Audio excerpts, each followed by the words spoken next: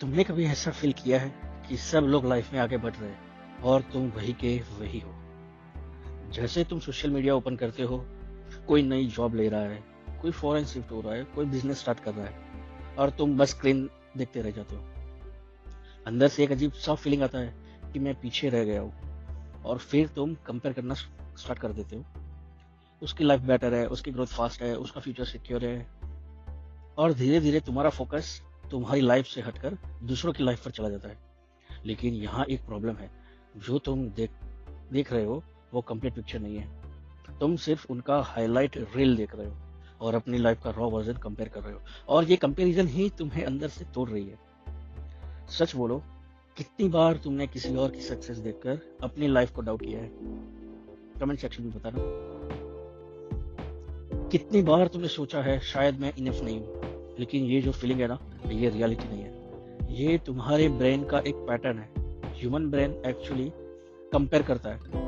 पहले ये सर्वाइवल के लिए सिर्फ यूजफुल था, लेकिन आज के टाइम में ये तुम्हारी पीस डिस्ट्रॉय कर रहा है। पहले तुम सिर्फ अपने आसपास के लोगों से कंपेयर करते थे, आज पूरी दुनिया से कंपेयर कर रहे हो। और प्रॉब्लम ये है कि तुम सिर्फ उनका बेस्ट वर्जन देख रहे हो। कोई अपनी स्ट्रगल पोस्ट नहीं करता, कोई अपनी फेलियर हाईलाइट नहीं करता, सब अपनी बेस्ट मोमेंट शेयर करते हैं और तुम उन मोमेंट्स को देखकर अपनी पूरी लाइफ जज कर लेते हो। इसलिए तुम्हें लगता है कि तुम पीछे हो, लेकिन रियलिटी क्या है? हर किसी का टाइम अलग होता है। किसी को अर्ली सक्सेस मिल जाती है, किसी को लेट मिलती है, किसी का पाथ स्ट्रेट होता है, किसी का मैसी होता है। और सबसे इम्पोर्टेंट बात, किसी को भी सब कुछ एक साथ नहीं मिलता। तुम बस उनका एक पार्ट देख रहे हो और अपने आप को पूरा जज कर रहे हो। और यही सबसे बड़ा ट्रैप है, कंपैरिजन का ट्रैप। जब तुम कंपेयर करते हो, तुम अपनी प्रोग्रेस देखना बंद कर देते हो और तुम सिर्फ गैप देखते हो।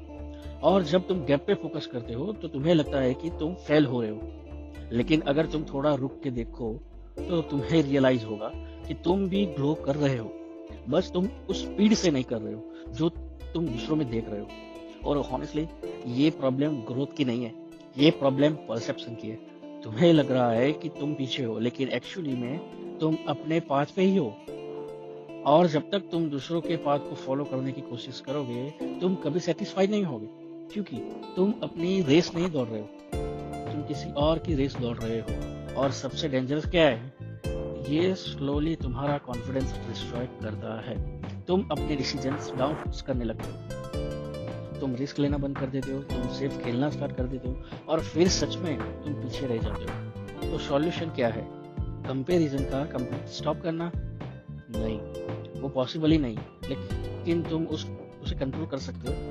लेकिन कैसे? अपना फोकस वापस लाकर, दूसरों की लाइफ से हटाकर अपनी लाइफ पर। सिंपल सा रूल है, अगर तुम कंपेयर करना ही चाहते हो तो कल वाले वर्जन से करो।